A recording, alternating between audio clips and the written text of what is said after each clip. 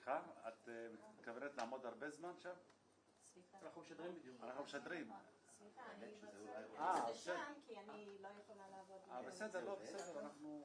זה נראה טוב? לא טוב. כן, זה כבר, אתה יודע, העניינים של מה שג'ו ביידן משהו אחריו, זה קשור לתניה היינו בסדר, אז כן, אנחנו יכולים לעלות עכשיו. לבנו, הוא מכריז הבוקר על מתן החנינה לסרטי הגדול בהיסטוריה של חניות נשיאותיות, שהוא מגיע חנינה ל-1,300 אסירים במחוז גלוב. לא, אבל זה בוא... של הערוץ אחד? מנדט לסדר אותנו? לא, צריך למצוא... שכבר שוחררו למעצר בית, ואחרים גם כמובן לא על עבירות נשק. לא, אבל ככה הוא בתוך הפריים שלי. מדובר כאן באיזושהי העברת מסר ביידן לקראת סיום כהונתו, שהוא לא מיטיב. נקסט, אנחנו אלינו. בוא תתקדם טיפה אתה. בסדר, הוא עומד איפה שלו. 2, 3, בן סיים? כן, אפשר. בן, תן לה לעבור. כיסא חם. לא, אבל הוא בחור שלי ככה, היה יותר טוב פה קרוב. אני לא יכול בגללם.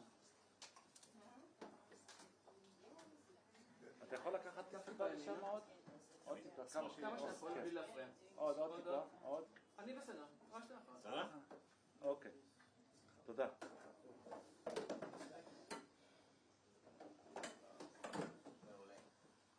הכי טוב.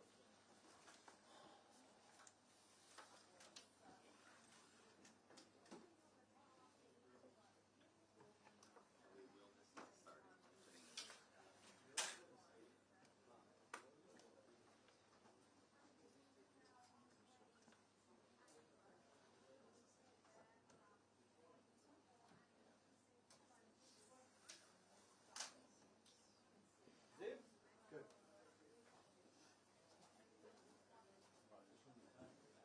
סליחה? אני בשניהם. כן, כן. אגב, תגיד לי אם הוא נכנס, אני ארד מיד כמובן. תספיקו. מה? אוקיי, לא, ברור, אני ארד מיד.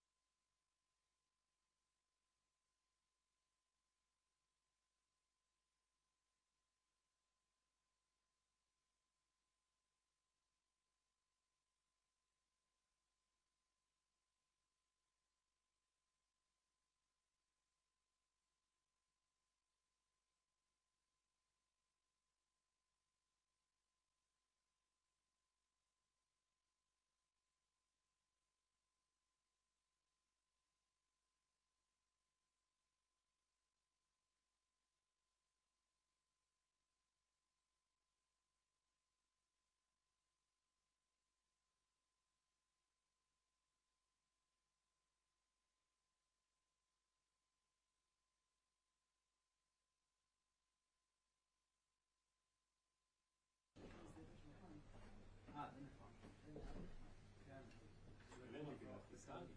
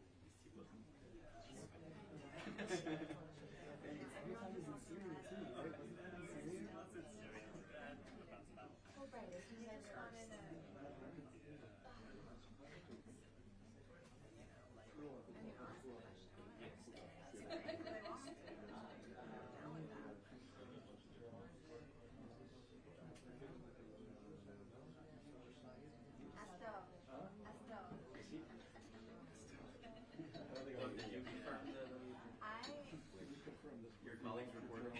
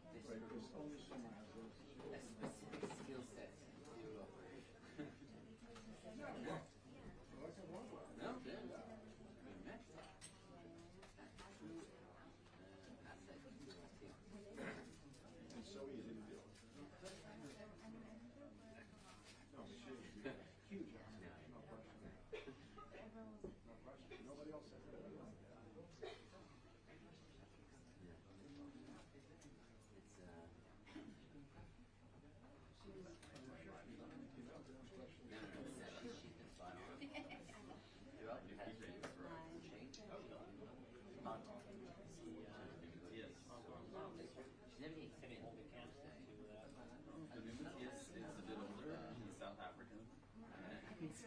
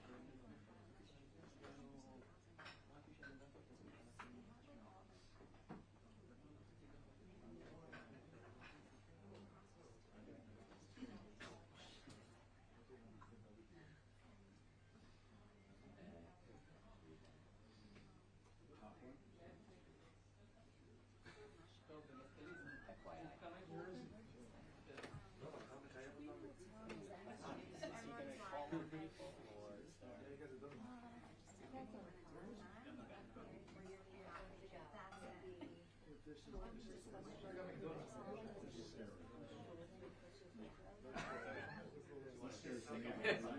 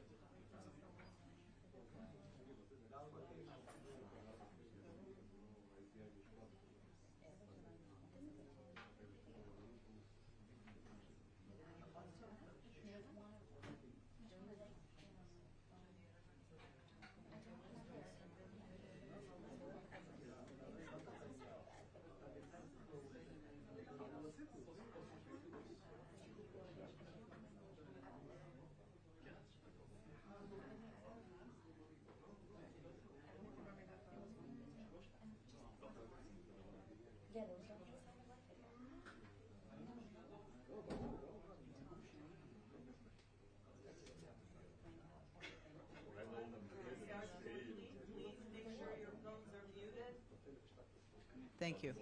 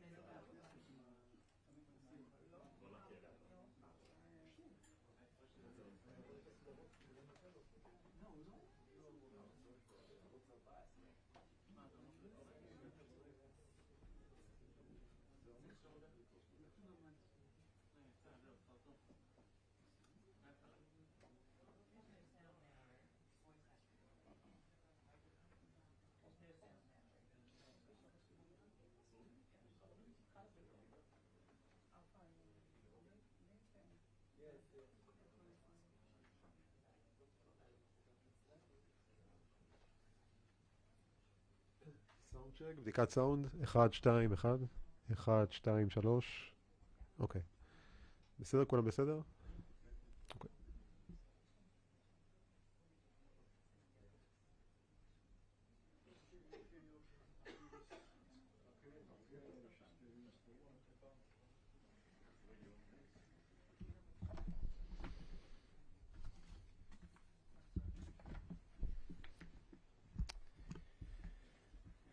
Good afternoon, everyone. I want to start by taking a moment to reflect on the last year and take stock of where we are. This is my 7th time visiting Israel as National Security Advisor. I was here on October 18th of last year when I joined President Biden to send a strong signal of support to the Israeli people following the horrific terrorist massacres by Hamas on October 7th. President Biden believed at the time it was important to come to Israel shortly after those attacks, becoming the first American president to visit Israel in a time of war because he wanted the people of Israel and also the people of the world to see that the United States would stand with Israel in its time of need. A year after that trip, I was with the President in the Situation Room, where for the second time in a period of 5 months, President Biden ordered the U.S. military to take direct action to defend Israel from a significant attack launched by Iran. Side by side, U.S. naval destroyers joined Israeli air defense to intercept a rainfall of inbound missiles, ballistic missiles fired directly from Iran. Over the past 15 months, we've remained vigilant to the further threats and attacks from Iran and its proxies, including Hamas, Hezbollah, and the Houthis. People seem to forget the basic fact of this conflict and these past 15 months. Israel did not seek or start this war. Hamas started this war, invading Israel in military formations, killing 1,200 people, kidnapping and holding hostage hundreds more, Israeli citizens and citizens from around the world. Iran then made a fateful choice to join in and open a multi-front war against Israel. Backed by the ironclad security partnership with the United States, Israel has defeated 2 direct attacks from Iran and directly struck into Iran in response, degrading Iran's military capability. Hezbollah's leaders are gone, and we have concluded a ceasefire in Lebanon, the terms of which make clear that Hezbollah can never again rebuild its terror infrastructure to threaten Israel. Hamas's leaders are gone, including the masterminds of October 7th, and we will make sure that Hamas can never again threaten Israel as they did on October 7th, ever.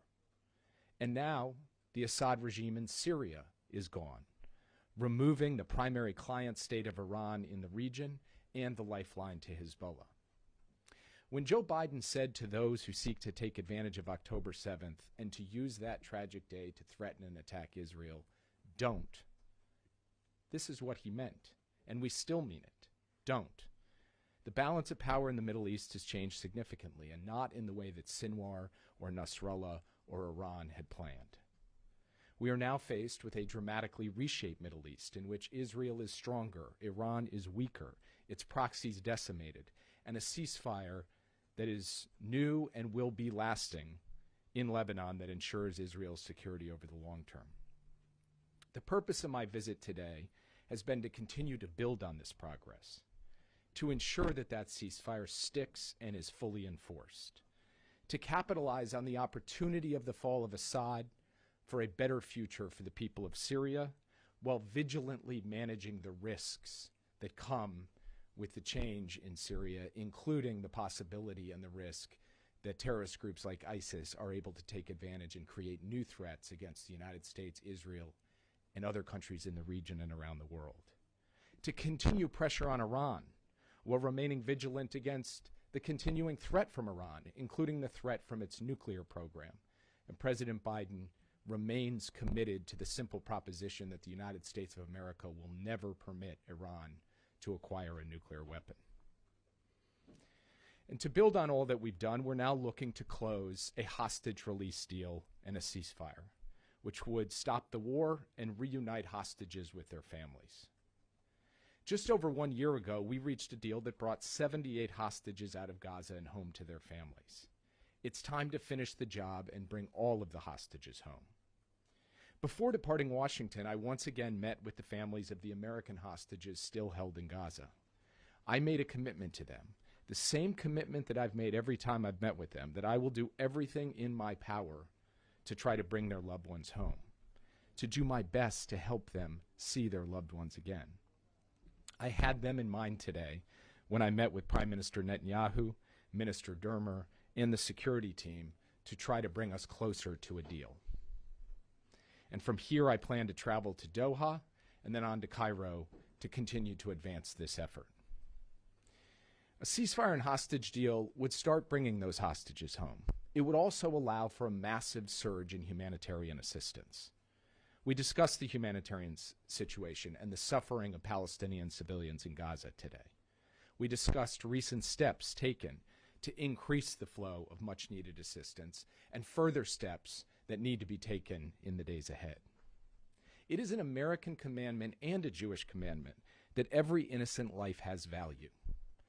I have previously quoted a poem that means a great deal to my family, a poem from John Donne, which says, "Any man's death diminishes me because I am involved in mankind."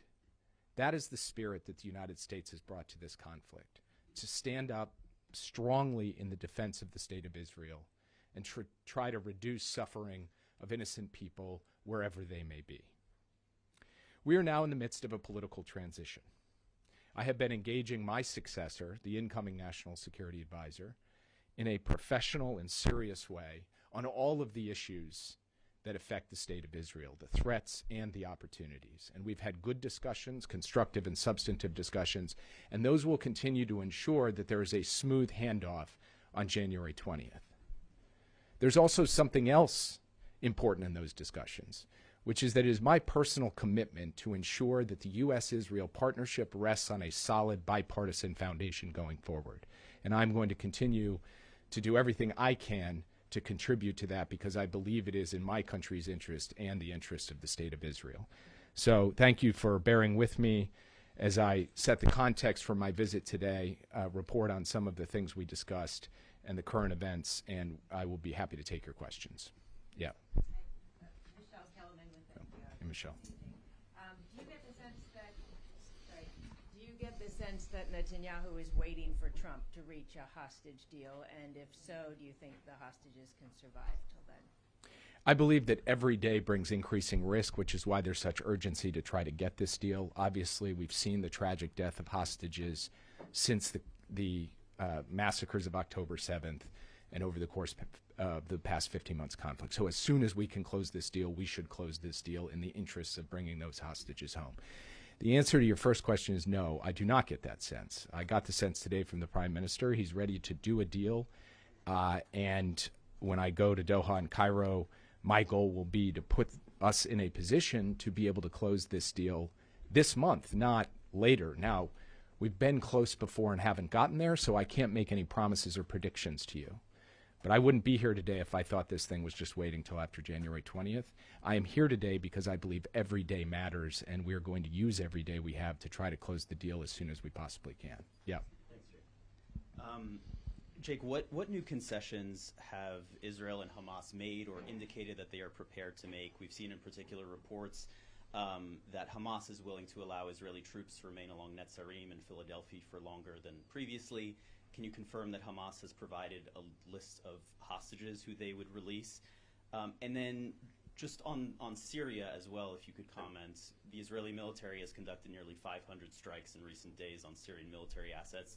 Not only chemical weapons depots, but also missiles, helicopters, things that presumably a new Syrian army would need in the future to maintain stability inside of Syria. Are you at all concerned about the impact of those Israeli strikes, and did the Prime Minister provide you with any assurances about how long these strikes will continue for, if indeed they will? So on your first question, I'm sorry to disappoint you, but I can't negotiate in public on the terms of the hostage deal. I'll leave the details where they belong, which is behind closed doors among the parties and the mediators. And as soon as we come to something that is an agreed document to bring forward, we will bring it forward, and you can see all of its terms. With respect to Syria, what Israel is doing is trying to identify potential threats, both conventional and weapons of mass destruction, that could threaten Israel and, frankly, threaten others as well, and neutralize those threats. That is part of its effort to protect the country in the midst of a very fluid situation. We are in deep consultations with the Israeli government about where this goes from here, what that will look like in the days and weeks ahead. I'm going to leave it at that for now. But the efforts taken to date really have been focused on the types of capabilities that could represent a genuine threat to the state of Israel. Yeah. Thank you so much, Owen Alterman, from I-24 News. Two questions that are related. First of all, we've seen reports in the last few days of American-backed Kurdish troops that have been shooting at and been shot by Turkish-backed troops in northeastern Syria. What are the red lines of Turkish involvement in that part of the country from the perspective of the administration? And the second question, there's concern in Israel that Turkish activity in Syria could ultimately, in the medium term even, be hostile to us and be hostile activities up to and including on our border. What kind of assurances can you give the Israeli public that that scenario won't materialize? So first, our commitment to our partnership with the Syrian Kurds, especially the Syrian Democratic Forces, is deep and resolute, and that commitment exists because we are in a partnership with them to fight ISIS, and they have been very capable counterterrorism partners, not just in suppressing the threat from ISIS, but also in holding ISIS terrorists in large numbers in detention facilities in eastern Syria, and we want to make sure that that ongoing work is not disturbed. Second, our own commitment to the continued work to defeat ISIS has just been renewed in a quite vigorous way over the weekend with a series of strikes on ISIS personnel and facilities in the central Syrian desert. Dozens and dozens of targets that we hit with real intense American capability, B-52s. And what we are saying with that strike is we are going to continue to hit any ISIS threat where we find it, and we're going to work with our partners to do so. I have learned, maybe both the easy way and the hard way, not to speak about red lines in this part of the world publicly. So I do not intend to do so from this podium, but I do want to just make the point that we are engaged both in consultations with our Kurdish partners. In fact, General Kurilla was just recently very deeply in conversation with our Kurdish partners, and we are in conversations with Turkey as well about our expectations and about what we see as the best way forward. I think those conversations are serious, they're intense, they're ongoing. They have already produced some results, including this de-escalation around Manbij that both Turkey and the Kurds have kind of informally signed up to. All of that is tenuous, it is fragile, it is something that is going to require ongoing work and cultivation, and it is something that we will be very vigilant to as a top priority going forward. But beyond that, I cannot comment further today.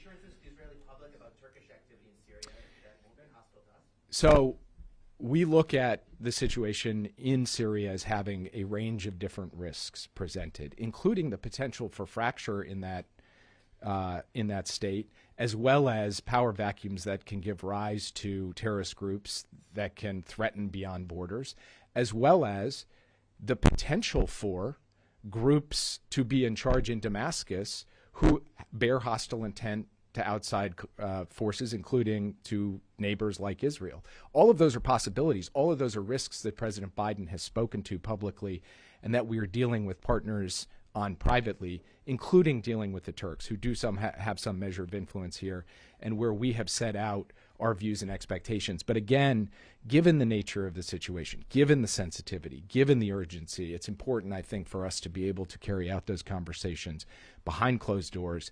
As we make progress in them, we will share with you the results. Yeah. Jake Sanchez from NBC News. I know you're not going to negotiate in public here, but there does seem to be more flexibility from both Israel and Hamas right now. What do you attribute that to? Is it the killing of Sinwar? Is it the weakening of Hezbollah? Is it President-elect Trump injecting urgency into this?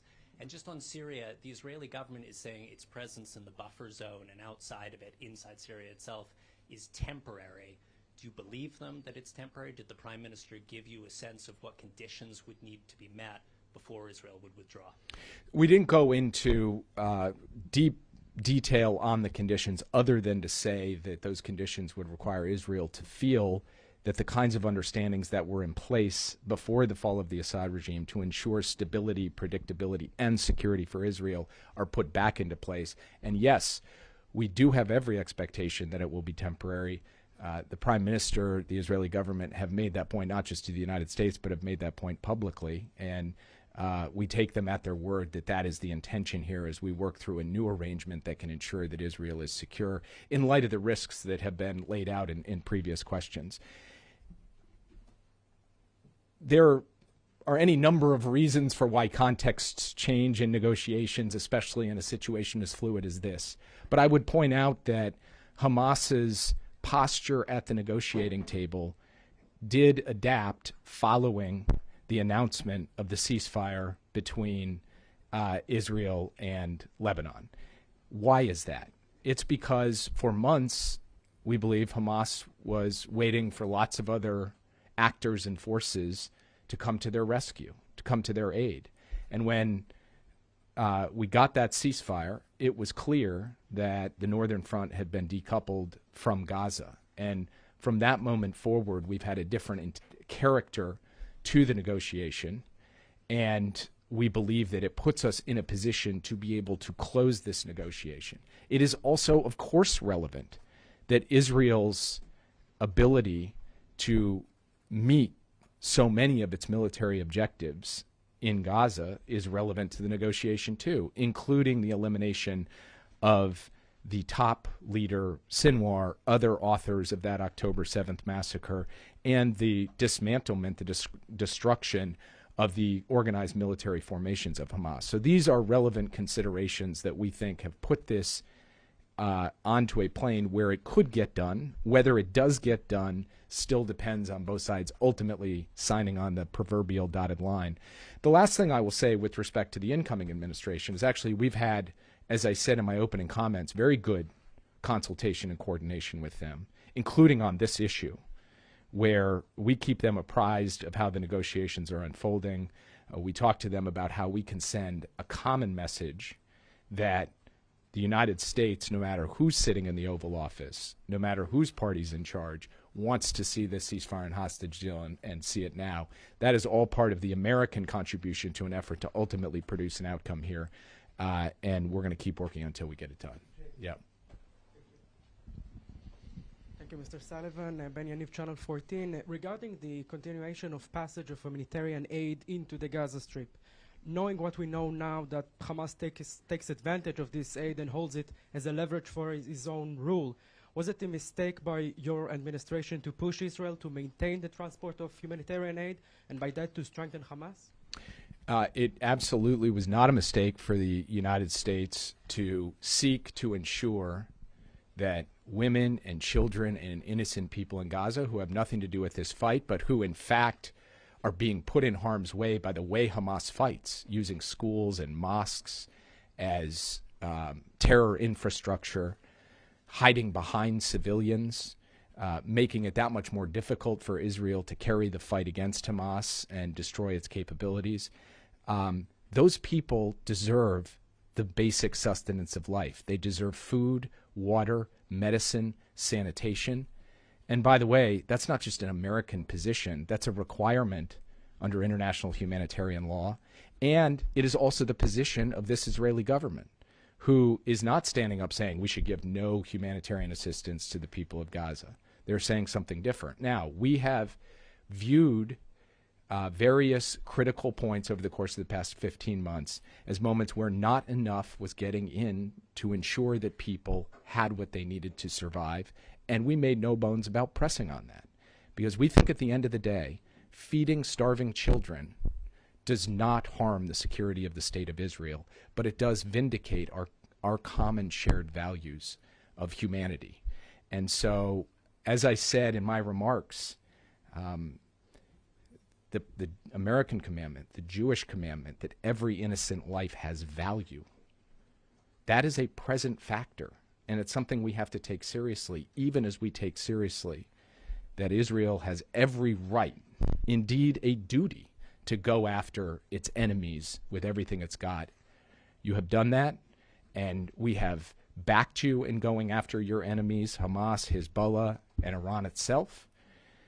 We have helped defend you against attacks, including from Iran itself. And we have also stood up to say, let's make sure that Israel is not responsible for the third famine of the 21st century. We think that that is the right way to pursue a principled and just and strong, robust policy, and we will continue to do that as long as we're in office. Yeah. Melissa Weiss, Jewish Insider. Do you have any update on the 3 Americans who are still believed to be alive? I only can tell you that we have received the tragic news about the passing of God and Judy and Itai and Omer all on October 7th. And of course, the god-awful killing of Hirsch during the course of this conflict. We believe the other 3 Americans are alive. We don't have a proof of life from such a short time ago that I can tell you that for certain, but we believe that they are. And of course, we saw the video of Idan Alexander. So we are operating on the proposition that there are 7 Americans being held in Gaza currently. 3 of them alive, 4 of them deceased, and we want to bring all 7 of them home. Yeah.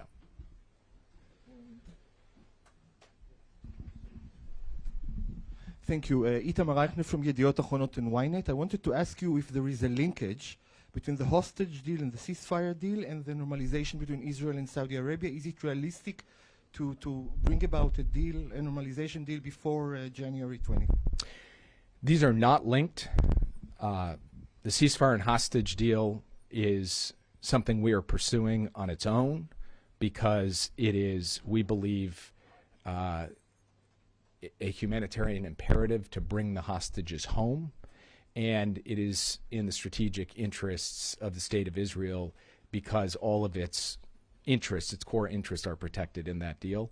We also believe it's in the interest of the Palestinian people because it will allow for this surge in humanitarian assistance. So we are pushing for that deal on its own terms, for its own purposes, because we want to follow through on our commitment to do everything possible to get the hostages home. So there is no link there. Of course, we continue to believe in a long-term vision for the region of normalization and integration, and the President has laid that out. And everything we do, we want to point in that direction.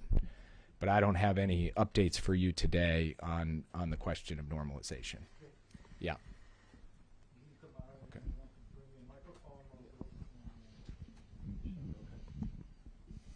Thank you.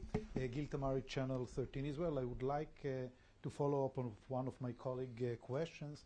The Prime Minister said today that Israel will continue to hold the territory in the buffer zone until there will be a governed force in Syria that will be able to oblige to the 1974 agreement. And as you may know, this might take years. So I would like to know if the United States is satisfied with the long-term Israeli possession of the buffer zone, and also is the G7 statement relay also to Israel when it talking about the territory of Syria. And I know you cannot take us into the negotiation regarding the hostage, but can you give us the feeling? What makes you this time a little bit more optimistic? I know you hate to use the word hopeful, but what makes you this time a little bit more optimistic? So first on the question of Israel's move into that border zone in Syria, this is a fluid situation, fast moving. I would submit that everyone in this room, both sitting in these chairs and behind the cameras, was not thinking about the fall of Assad 1 month ago. So that's how fast things are moving. What Israel saw was an immediate threat. The collapse of a structure that had been in place for a long time, and the potential for that vacuum to be filled by a direct proximate threat right across its border. So it moved in to fill that threat. That, from the United States' perspective, is logical and consistent with Israel's right to self-defense. How this plays from here, we are a few days into this. So we will stay in close consultation with our Israeli partners, as well as with stakeholders in Syria, as well as with stakeholders across the region, and we will develop and elaborate a perspective on the best way forward in a coordinated way. And I just can't sit here today and begin projecting out years into the future, given that just days ago, Assad still sat in Damascus. With respect to why there is more optimism in the air, shall we say, I think it's partly for the reason that I laid out, which is I do believe the ceasefire in Lebanon has generated a different context. I actually believe that the loss of Iran's client state in Syria has contributed to that different context. Israel's military progress against Hamas's infrastructure, formations, and senior leaders has contributed to that context. So the surround sound of these negotiations is different today than it has been in the past. And then the other point is that the people involved in these negotiations seem to me to have a little bit of a different feel about things than they did before. That's less measurable, but I think still present. And so negotiating directly with Hamas? No, I'm not referring to the Prime Minister. I'm not referring to the Prime Minister. So those are the reasons why. But look, we have been in a place before where American officials have stood before podiums and said we are close, and we were close, but we didn't get there. I believe we are close again. Will we get there? It is not yet clear whether we will or we won't, but we are determined to try to drive this across the finish line. I'll take 2 more questions. Yeah. So as we get ready, Mayan Hoffman from the Media Line, as we get ready to potentially, as you said, optimistically sign some kind of ceasefire for hostage deal, that would be presumably with Hamas, and ultimately the goal was to eradicate Hamas, to move them politically out of ruling Gaza. As we sign the ceasefire, is there any indication or vision for Hamas continuing, therefore, to rule Gaza in some perspective, or do you have a vision of somebody else taking over in the interim? So if you go back to President Biden's speech in late May, laying out the terms of a phased ceasefire and hostage deal, the basic elements of and the basic framework of that deal are still live and part of the discussions that are happening today. In that speech, he said that this is a roadmap to end the war, and it's a roadmap to a future of Gaza without Hamas in power. Now, there's a lot of steps between here and there, which is why a deal like this proceeds in phases. But that has been the stated position of the United States government going back several months. What I would just say is the first thing that we need to do is get into the initial phase of the ceasefire and hostage deal, begin to produce the actual releases, the images of hostages being welcomed home to their families, as we saw a year ago with the 78 who were released. And then the terms of the deal are built on the idea that there will be ongoing discussions, diplomacy, negotiations to move from phase 1 to phase 2. So that's an ongoing process that will continue. Final question. Yeah. Thank you. You have said before that you believe Prime Minister Netanyahu is willing to reach an agreement. And the defense minister has said yesterday it is possible. He's told it to Secretary Austin. How close are we? And have you heard from Israeli officials that they will be willing to stop, to end the war, if we will get all the hostages back? And can you honestly say that after 14 months, Prime Minister Netanyahu has done everything in his power to bring the hostages back home, and it's not, or Hamas have been always the obstacle? So I expected a question on kind of who's responsible for this or for that, for the other thing. I view my job and America's duty as taking where we are today, which is close, I believe close, and bridging that final distance until we actually get into a deal. Again, I want to reinforce that we can't rest until it actually happens. It might not happen, but I believe it can happen with political will on both sides. The Israeli government has indicated, including the Prime Minister, they would like to see this done. We see movement from Hamas. We see commitment from the mediators. And I will go to Doha and Cairo to try to ensure the final impetus is there to bring this all together. Beyond that, I'm not going to characterize the state of play other than to say the reason that we are so determined to do this is at one level fundamentally human, which is to get people safely home to their families, and to create calm for a period where suffering people in Gaza can get relief.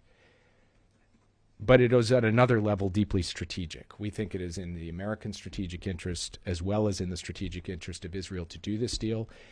That's true of the current administration. It is true of the incoming administration. It is true across the aisle in the United States, and that's why we're going to continue to work together to try to get this done. Thank you all very much.